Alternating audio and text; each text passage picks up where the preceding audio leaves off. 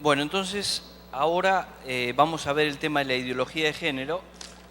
Voy a tratar de ser breve y después queda el espacio para las preguntas, porque quizá con esto ahora a ustedes les cierre toda la película, es decir, a dónde apuntan con esta reforma, cuál puede ser el objetivo ideológico de esta reforma constitucional. O sea, acá está preparando, digamos, un paquete jurídico para envolverlo.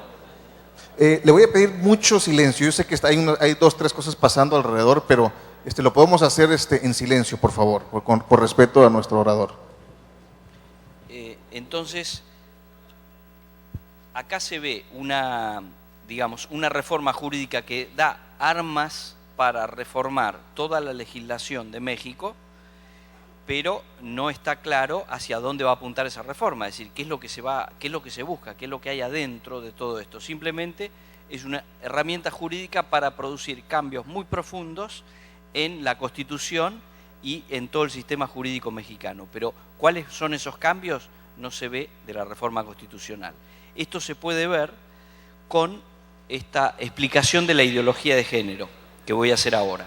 Primera idea fundamental que tienen que grabarse en la cabeza es que esto es una ideología, no es una perspectiva, no es una teoría, no es, no sé, póngale el adjetivo que quieran.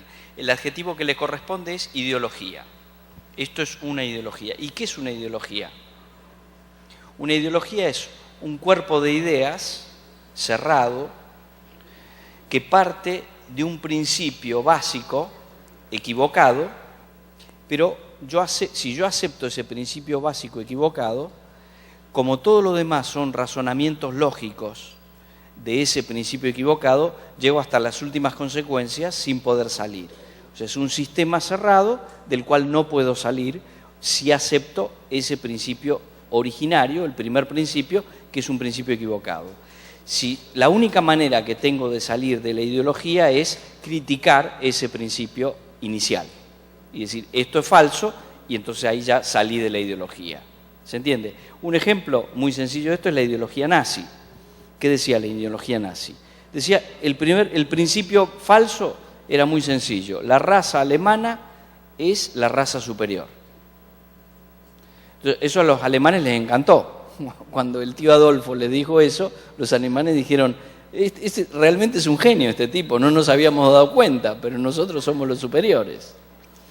Entonces lo aceptaron.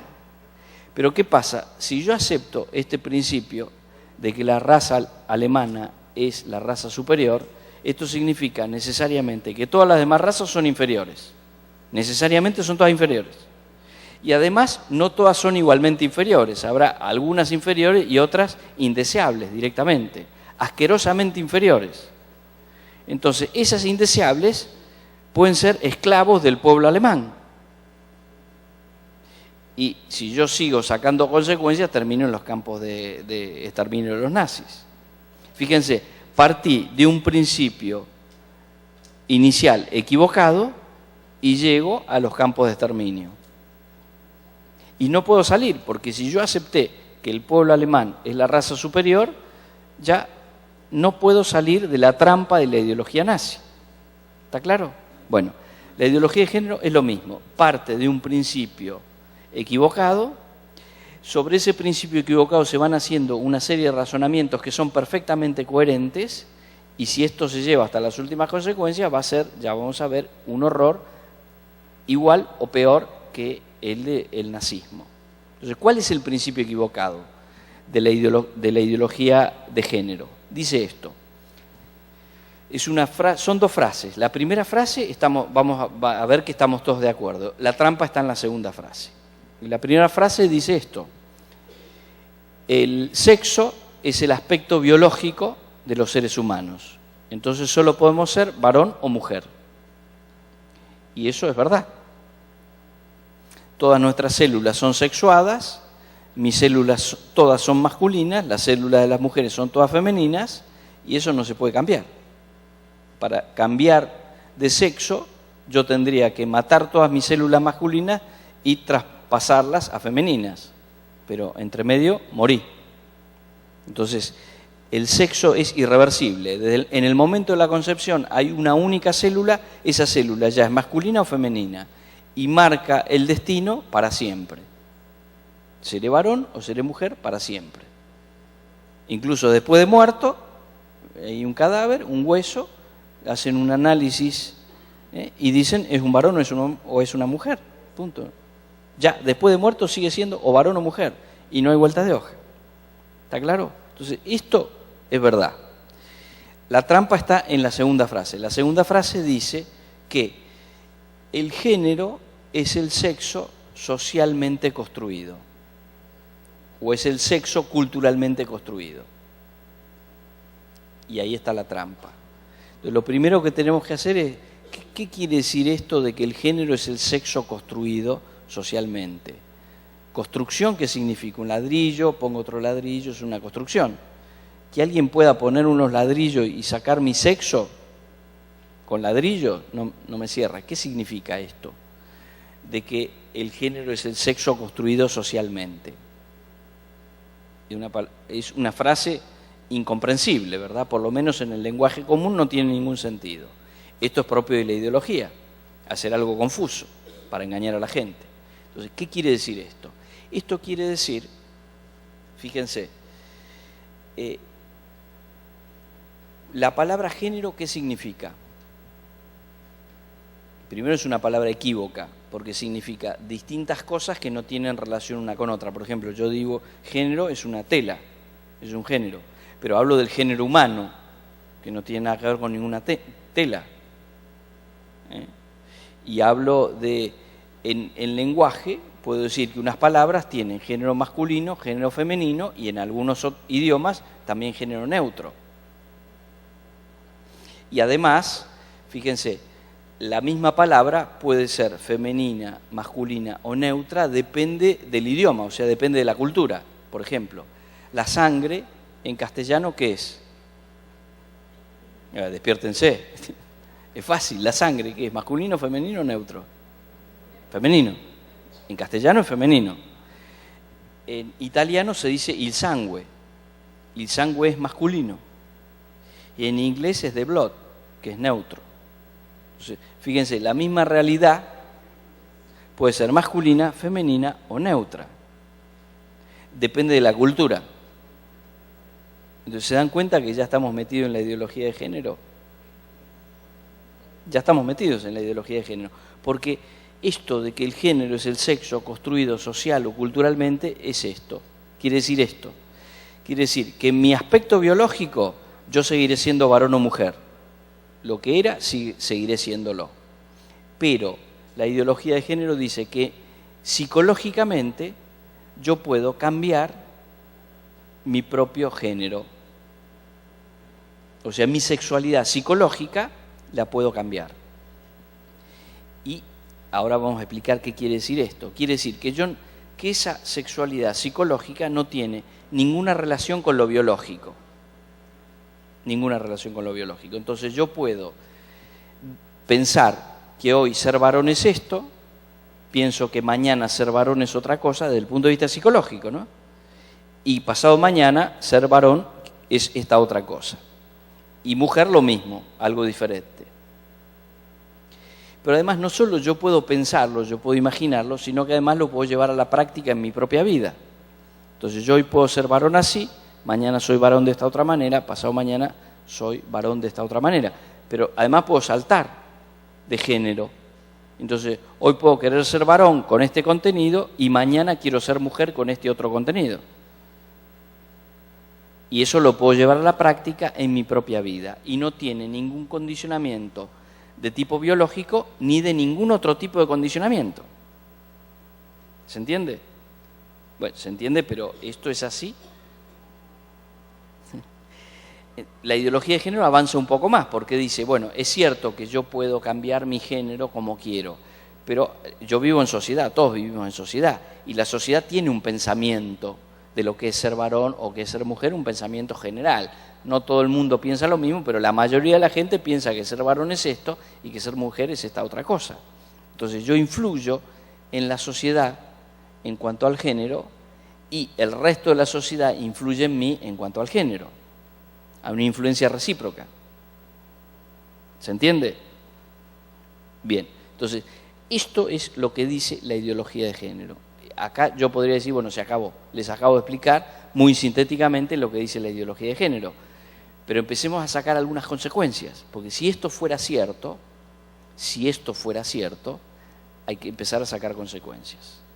Si esto fuera cierto, la primera consecuencia es muy sencilla.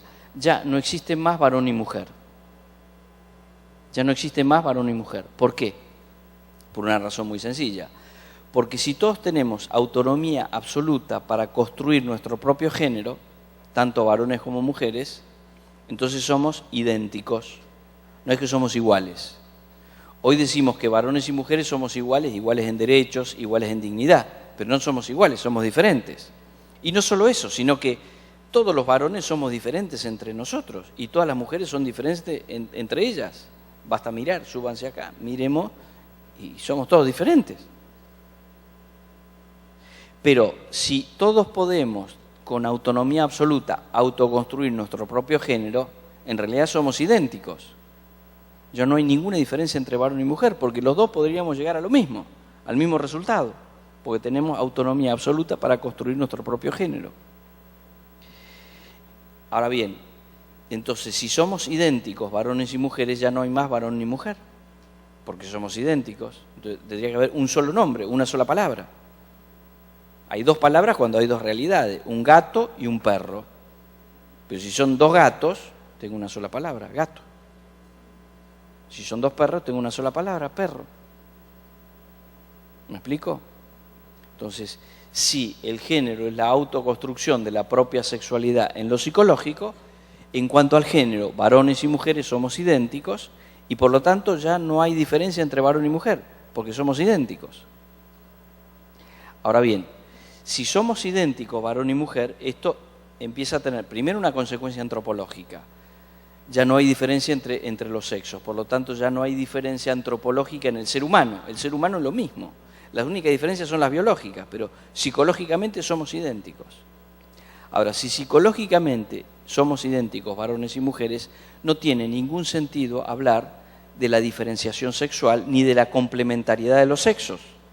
Porque ¿cómo voy a complementar a dos cosas que son idénticas? Dos cosas que son idénticas no se complementan, porque son idénticas. No se pueden complementar. Para complementarse hace falta diferencia entre ellas. Entonces, si no tiene sentido hablar de la complementariedad entre varones y mujeres, yo no puedo decir que el matrimonio entre un varón y una mujer sea un modo de relacionarse de los sexos que sea mejor, o que sea el único legítimo, o que sea el verdadero. Eso será una forma mejor, legítima o verdadera para el que haya elegido eso. Pero el que no elija eso, el que tenga otra preferencia sexual, como dice el artículo 1 de la reforma constitucional que está proyectada, todas las otras preferencias sexuales tienen que tener el mismo valor. ¿Por qué? Porque somos idénticos. Entonces, ¿quién puede decir que esto es bueno y esto es malo? Todo es igualmente bueno y todo es igualmente malo. Habría una sola cosa mala, que es coartarle la libertad. O sea, lo único malo en materia de sexualidad sería la violación. ¿Por qué? Porque yo estoy atropellando la libertad de una persona, eso es malo. Pero no por la relación sexual en sí, sino que lo malo es coartar la libertad de esa persona. Entonces, la violación sería el único modo malo de ejercer la sexualidad. Todos los demás modos son no solo buenos, sino que son legítimos y además tienen el mismo valor, la misma bondad y la misma legitimidad. Entonces, yo no puedo prohibir los matrimonios entre personas del mismo sexo, no puedo prohibir la poligamia, no puedo prohibir la poliandria, no puedo prohibir las relaciones entre mayores de edad y menores de edad, no puedo prohibir las relaciones con animales. ¿Por qué? Porque si consiente la monachita en tener relaciones conmigo, bueno, no me dijo que no. Entonces, ¿quién me puede decir que eso está mal? O sea, vale todo. ¿Se entiende? En la medida en que nos pongamos de acuerdo, vale todo. Bien, ahora, si todos los modos de relacionarse sexualmente las personas son igualmente buenos y tienen el mismo valor, entonces ya no tiene sentido hablar de matrimonio, o mejor dicho, todo es matrimonio. Le ponemos el mismo nombre a todo, todo es matrimonio, y todo es familia, porque si todo es matrimonio, la familia es precisamente la institución que se origina con el matrimonio. Cuando vienen los hijos de un matrimonio, comienza la familia. Por lo tanto, todo es matrimonio y todo es familia. Por eso se habla de los distintos tipos de familia. ¿No escucharon hablar de los distintos tipos de familia? ¿Qué son los distintos tipos de familia? Solo se entiende la palabra distintos tipos de familia en el contexto de la ideología de género. Ahora bien, no solo esto, hay que seguir sacando consecuencias. Fíjense, si las únicas diferencias que hay entre varón y mujer son las diferencias biológicas, una diferencia biológica es que las mujeres quedan embarazadas y los varones no. Entonces, para impedir la discriminación de la mujer, yo tengo que permitir el aborto, a decisión exclusiva de la mujer como un derecho humano. La mujer, como tiene esa desventaja biológica, por la cual queda embarazada y el varón no, ella tiene que tener el poder de decidir cuando quiera, si quiere continuar con el embarazo o si quiere matar al hijo que lleva en su vientre.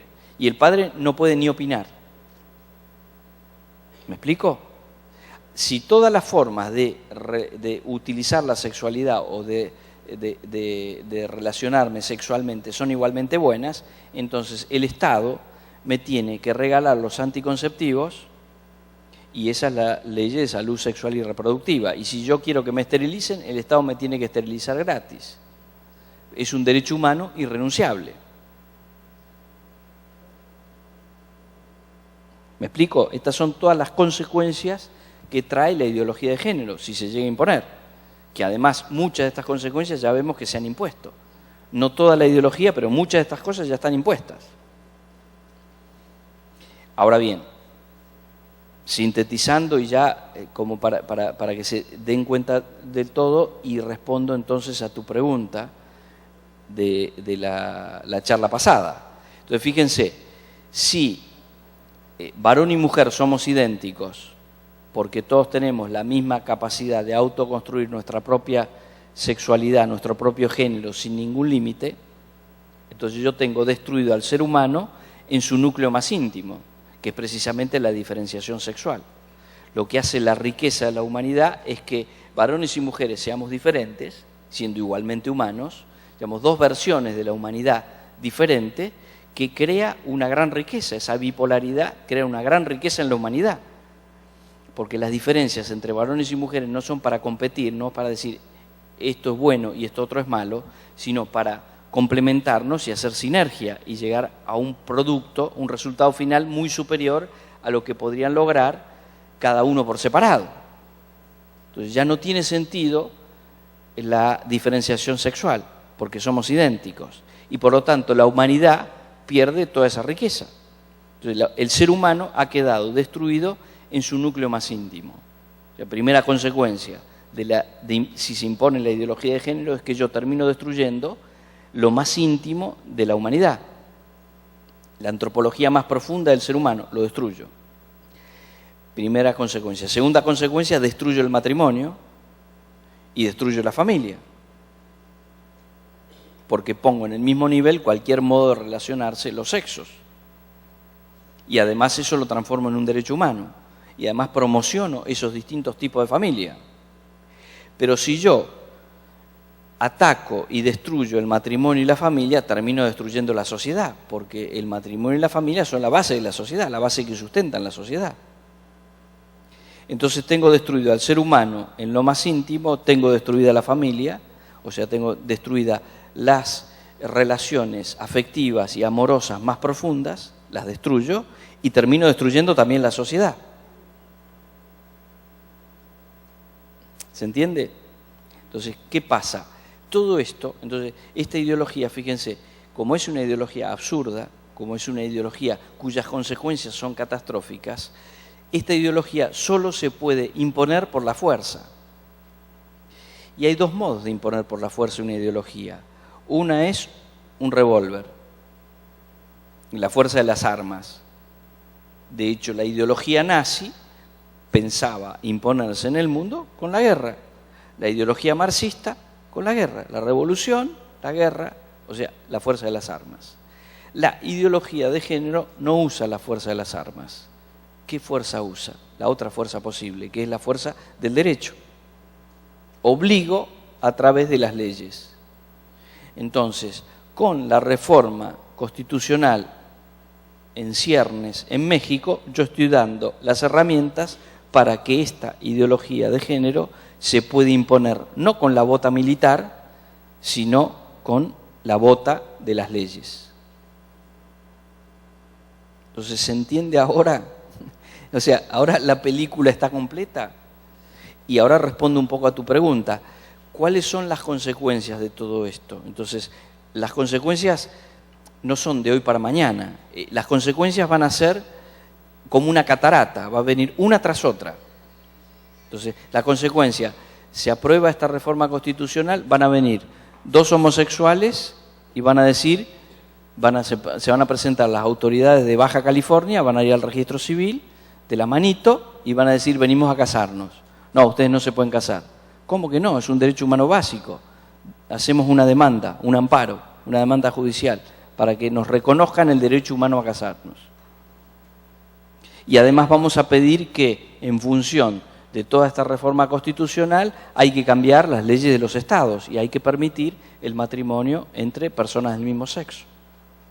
Bueno, tardará más o menos, habrá más disputas legales o menos, serán más largas o más cortas, pero lo terminarán reconociendo. Cuando lo reconozcan va a venir un travesti y va a decir, yo soy un varón en cuerpo de mujer o soy una mujer en cuerpo de varón, no tengo la culpa de tener el cuerpo equivocado. Entonces, quiero dos cosas, que el Estado me pague la operación y que me cambien el nombre. Y esa va a ser la segunda cosa. Paralelo a esto, van a cambiar todos los planes de estudio de las escuelas, van a cambiar todo el material de estudio en las escuelas, o sea, los libros de texto. Van a educar a los docentes, van a capacitar a los docentes y van a tener que hacer cursos con determinado puntaje que si no hacen el curso no podrán dar clases, o por lo menos no podrán dar clases de determinadas materias, porque no están capacitados para las reformas estas que se han provocado.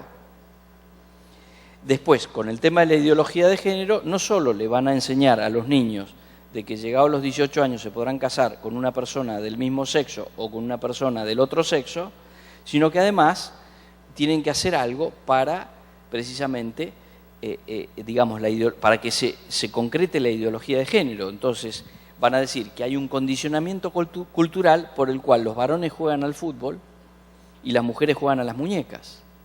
Entonces, en la escuela va a haber determinadas actividades recreativas donde las niñas tendrán que jugar al fútbol y los varones tendrán que jugar con muñecas. Porque esto es necesario precisamente para que ellos, llegados a los 18 años, puedan optar con libertad cuál es el género que quieren. Porque si los padres, la sociedad, todos le imponen un género o una visión única del género, van a elegir ese. Pero van a elegir ese no porque sean libres, sino porque les han lavado la cabeza y le han impuesto que esa sea su elección.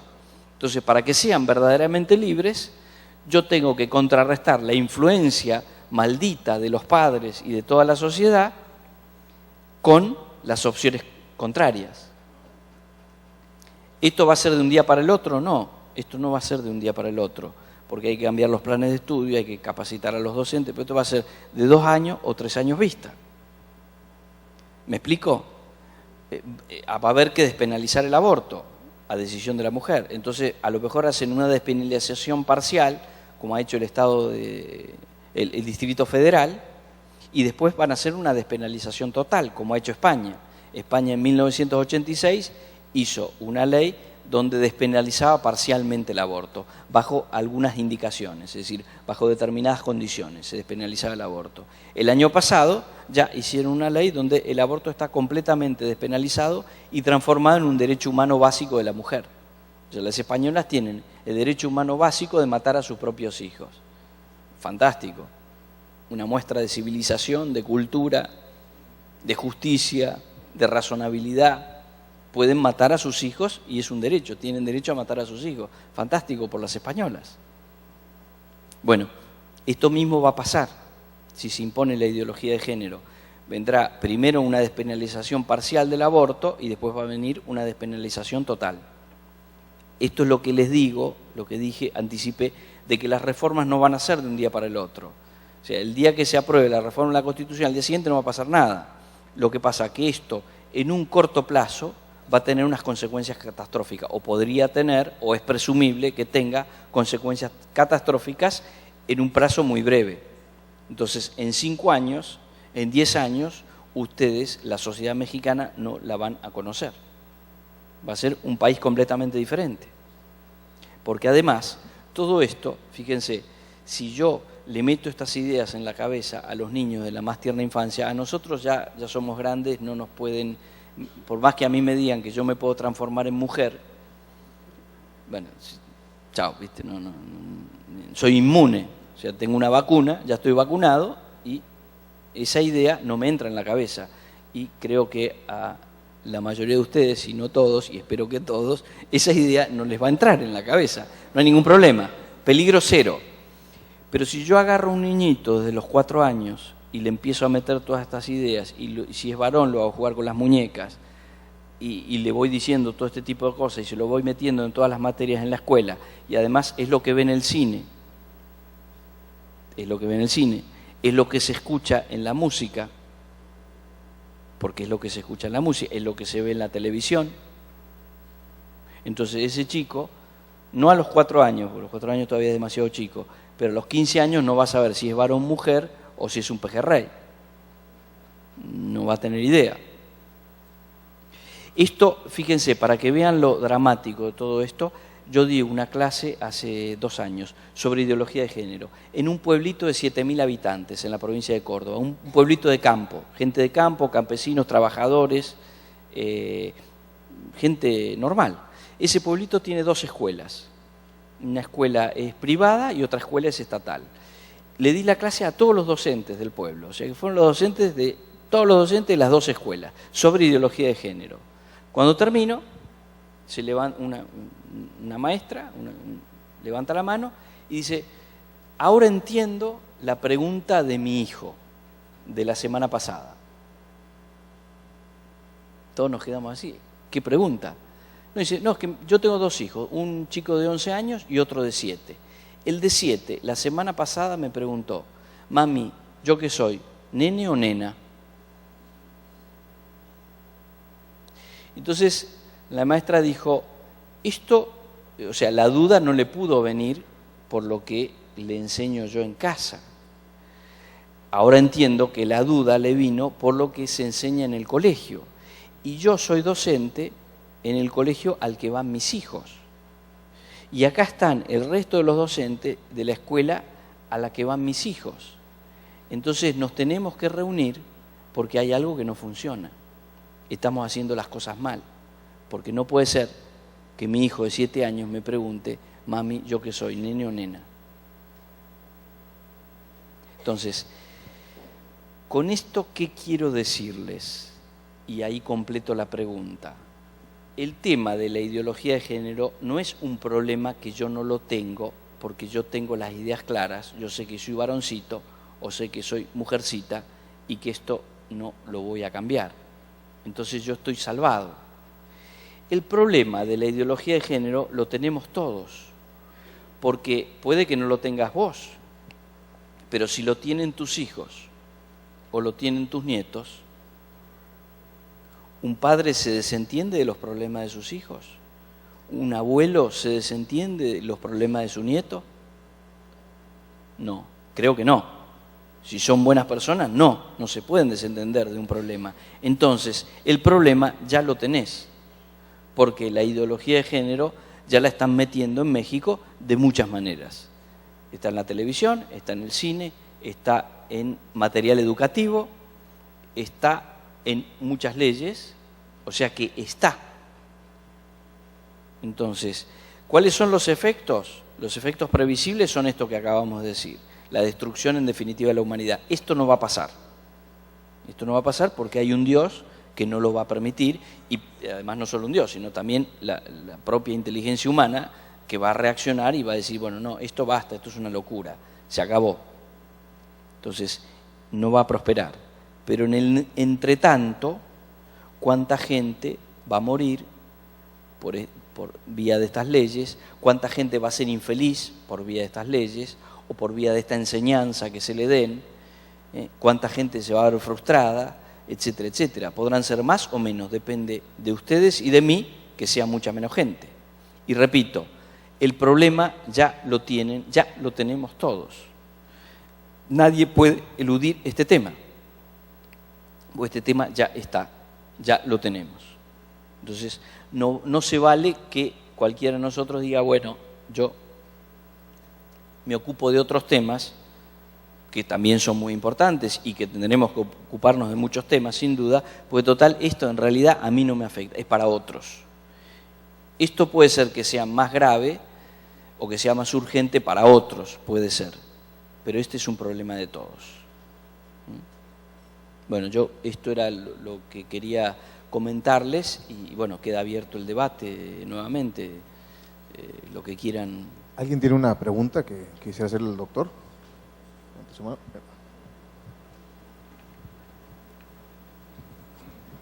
Sí, buenas noches, doctor.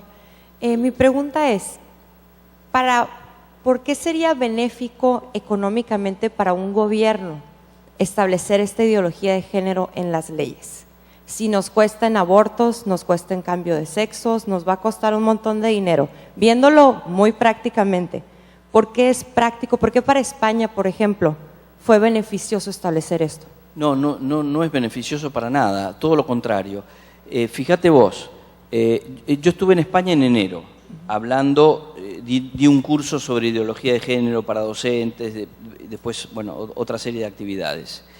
Y fue un programa de televisión. En el programa de televisión, era un programa de actualidad, y nos tocaba entrar en un bloque siguiente, había una chica al lado mío y yo. Bueno, entonces le pregunto ella de qué iba a hablar. Entonces me cuenta, dice, yo soy profesional, soy arquitecta, tengo 28 años. Han cambiado la ley de seguridad social. Entonces, para jubilarse, hace falta tener como mínimo 65 años. Antes era 60 años la edad jubilatoria, la han elevado a 65 años. Pero además hay que tener 38 años de aportes jubilatorios.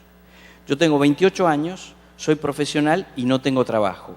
De hecho, la desocupación en este momento en España entre profesionales de entre 25 y 30 años es del 60%. O sea, el 60% hoy por la crisis en España, el 60% de los profesionales de hasta 30 años no tiene trabajo. Por lo menos no tiene un trabajo en blanco, digamos, un trabajo remunerado con seguridad social. Bien, entonces me dice, yo tengo 28 años, no conseguí trabajo. Si yo consiguiera trabajo mañana y hago 38 años de aportes, me jubilo a los 66 años. Cada año que pasa es un año más que se me atrasa la jubilación. Entonces, el sistema económico está quebrado en España y en toda Europa. ¿Por qué está quebrado? Por la falta de natalidad. ¿Por qué han tenido que elevar la edad jubilatoria y ponerte una serie de condiciones? Por una razón muy sencilla. Si nacen menos chicos, la población, digamos, de viejos, por decirlo de alguna manera, jubilados, llamemos jubilados, crece. Y cada vez hay menos activos para mantener a una clase pasiva cada vez mayor. Entonces, esto hace que en algún momento el sistema quiebra. En España ya quebró. En los países europeos está empezando a quebrar. Uno tras otro va a quebrar. La crisis económica. Hay todo un estudio de un economista italiano muy interesante. Y él dice, la causa de la crisis económica, más allá de una serie de cuestiones técnicas, ha sido precisamente el tema de la falta de natalidad en los países ricos. Y dice, ¿por qué? Muy sencillo. Cuando un matrimonio tiene 5 hijos, dice, bueno, ahorra ¿para qué? Para dejarle algo a sus hijos. Entonces ahorra para dejarle, entonces hay ahorro. Si ese matrimonio, en vez de tener 5 hijos, tiene un solo hijo, ahorra, pero ahorra para 1, no para 5. Y con el resto, ¿qué hace? Lo gasta. Entonces, si estos son números grandes a nivel de la sociedad, mucha gente empieza a gastar y no ahorra. Ahora, si no hay ahorro, no hay inversión. Entonces yo tengo menor inversión, si tengo menor inversión, tengo menor producción. Pero si yo tengo menor producción y mayor gasto, ¿qué pasa? Sube el precio de las cosas, porque tengo menor producción y mayor demanda. Entonces me sube el precio de las cosas artificialmente, porque todo esto en definitiva es artificial.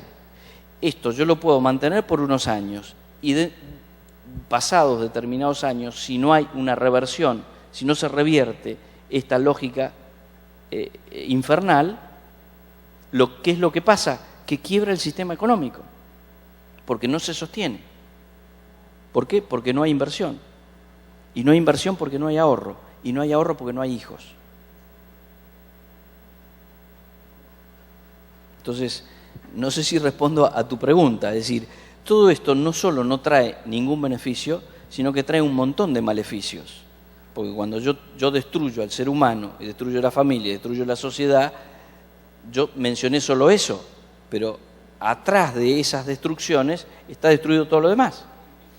¿Por qué cae el Imperio Romano? Porque invadieron los bárbaros.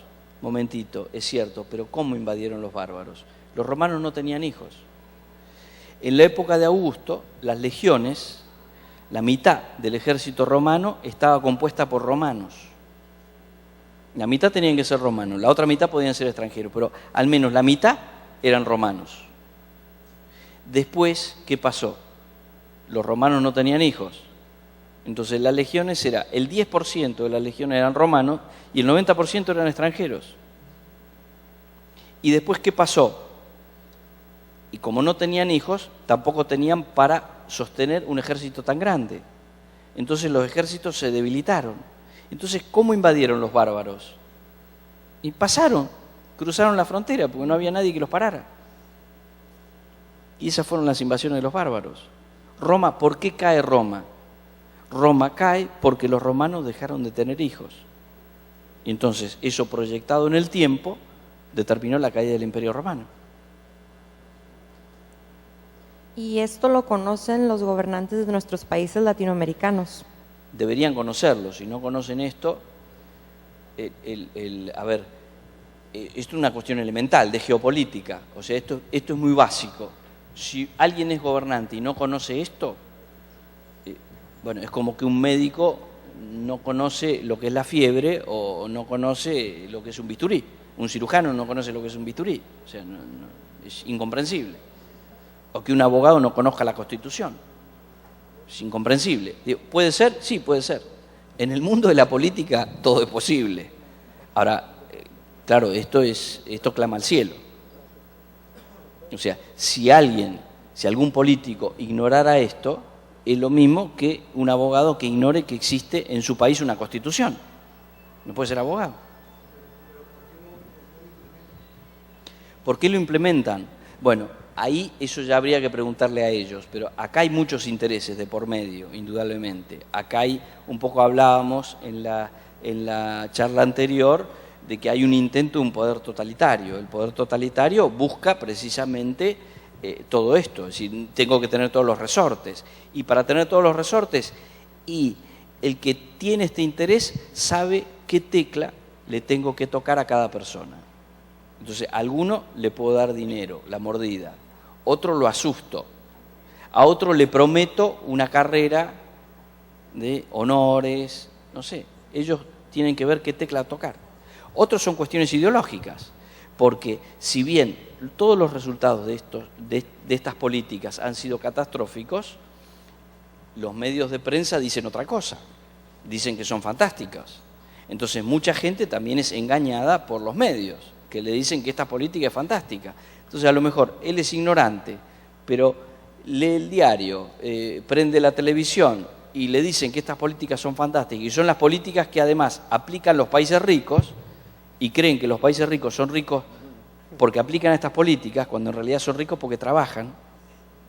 No nos engañemos, los países ricos son ricos porque trabajan. Y si nosotros, ¿por qué no somos tan ricos? Y porque trabajamos menos. Esa es la realidad. O trabajamos peor, porque a lo mejor trabajamos mucho tiempo, pero trabajamos con menos eficacia, entonces rendimos menos. Entonces, o trabajamos menos o trabajamos peor. Por eso ganamos menos dinero. Así de simple. Pero los países ricos son ricos no porque aplican estas políticas, sino que son ricos porque trabajan y trabajan bien. Ahora, nos hacen creer que los países ricos son ricos porque aplican estas políticas y nosotros seguimos trabajando mal y poco, y si encima aplicamos estas políticas, bueno, que Dios nos ampare, ¿no? Porque no va a quedar nada. ¿Está claro? Ahora, por eso digo, acá hay un montón de cosas. Y después hay un montón también de intereses particulares. O sea, estamos hablando de despenalizar el aborto. Bueno, los médicos aborteros les interesa. Estamos hablando de regalar anticonceptivos y las fábricas de anticonceptivos les interesan. O sea, hay un montón de intereses particulares que confluyen hacia el mismo objetivo. Eso también está claro. O sea, son muchos factores. No se puede decir que haya un único factor. Entonces, ¿hay confusión? Sí hay confusión. ¿Hay errores inducidos? Hay errores inducidos. ¿Hay gente que puede estar en estas cosas de buena fe? Seguramente hay gente que está en estas cosas de buena fe.